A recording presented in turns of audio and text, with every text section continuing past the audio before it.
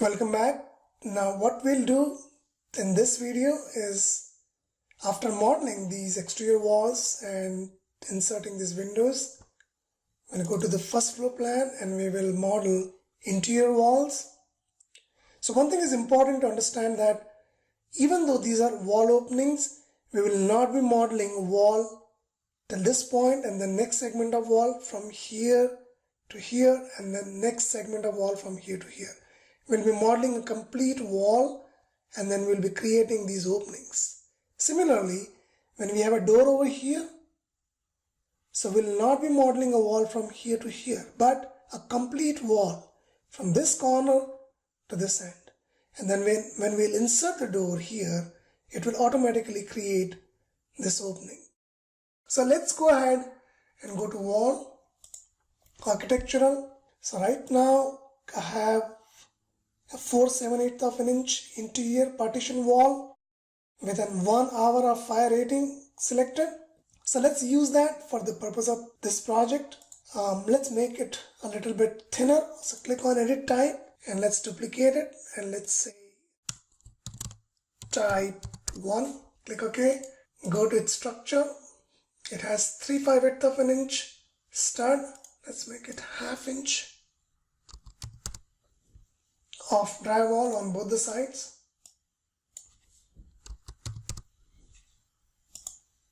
So that it's 4/5 of an inch. Click OK. Click OK.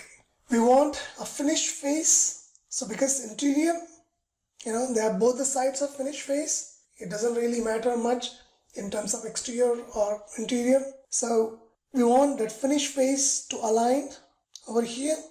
So let's go ahead and draw this wall. Now, what is wrong? We should have specified the right level here. Okay. So sometimes it happens that you have modeled all the walls, but you have not specified that it should go to the second floor level. We can do it later on also. So let's just continue with this mistake, and then we'll resolve it later on.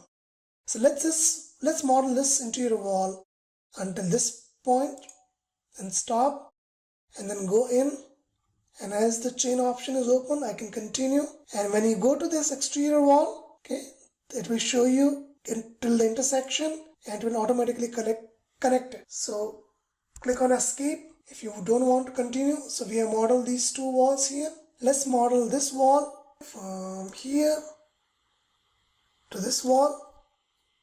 Escape. Let's model this edge to this edge to make this wet wall, and then from this edge to here. Now we kind of approximated this wall. Why? Because we can always use this trim extend to corner tool. So let's click on that and let's select this wall. We want this wall to extend to this and trim it. So we click on this wall and then we click on this wall and it's going to connect it. So we're kind of making an enclosure of these walls. Let's go ahead and go to wall again and let's draw this wall. Oops. From here till here. Okay. So all the interior walls are drawn apart from this wall right here. To draw this wall, what we'll do is we'll use pick line. Okay, and then we're gonna use this edge. So when you click on that, it creates a wall. Okay, and if this is not something that you want, undo it and pick this line so it aligns to that wall. Now, because this line was a segment, the wall that it created was only this much. So in order to extend this wall to this exterior wall, you click on it and you see a little handle here. You pick that and move it to this wall. So what it does, it extends that wall coming to this. So now we have modeled all interior walls. Let's go ahead and insert doors.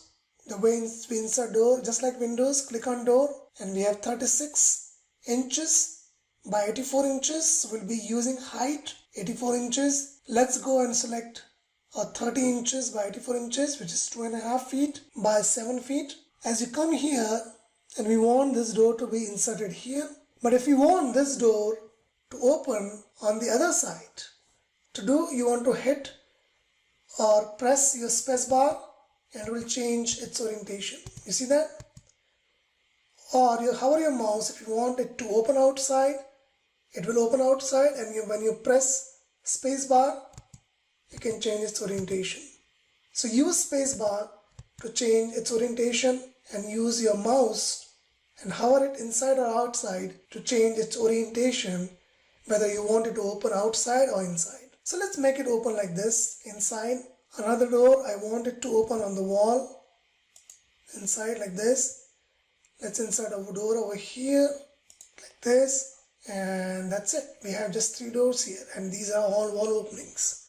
So hit escape. Just like Windows, we can fine tune these if needed. So click on modify, and you can always fine tune them. So for instance, if you do not want this little piece of wall, you can click on it, click on the door, and you can move it. You can move it from here to here. So you can always fine tune it if needed.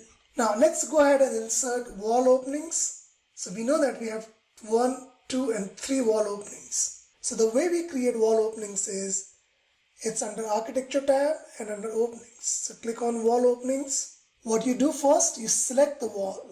So when you hover your mouse and it highlights the wall, then you click. So you have selected the wall. Now you go to that approximate point, press left click and drag, and that's the wall opening that you're creating. And then when it is approximated, click on that and leave it. Okay, so now you see that when I hover my mouse, even though there is a wall, it has created a wall opening. Now you can go ahead and create another wall opening.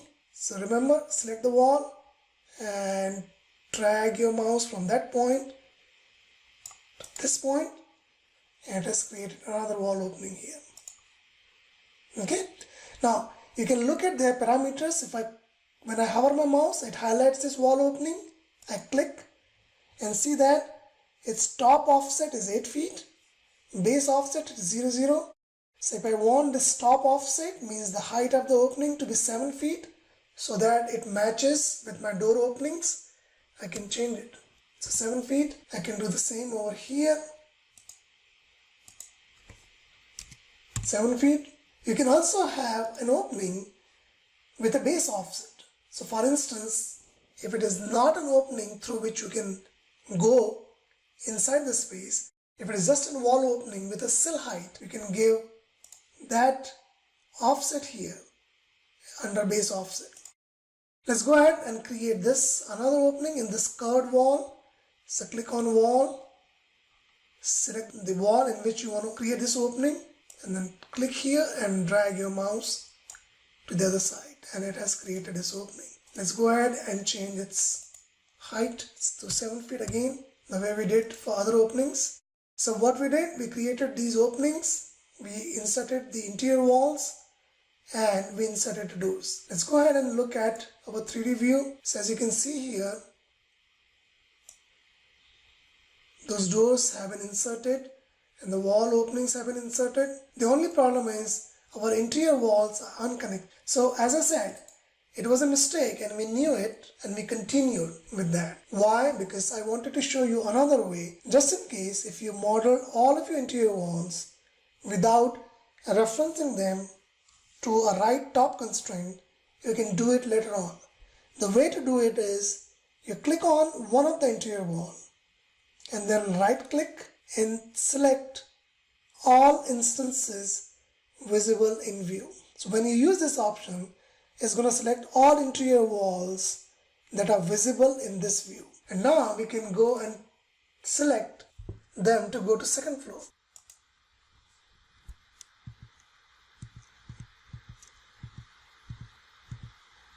Second floor. So apply, and now all those walls have gone to second floor, and we can verify that by going into 3D view. So it's not that even if by mistake you did not put a right constraint, top constraint, you can do it later on by selecting all of those walls together. Thanks for watching.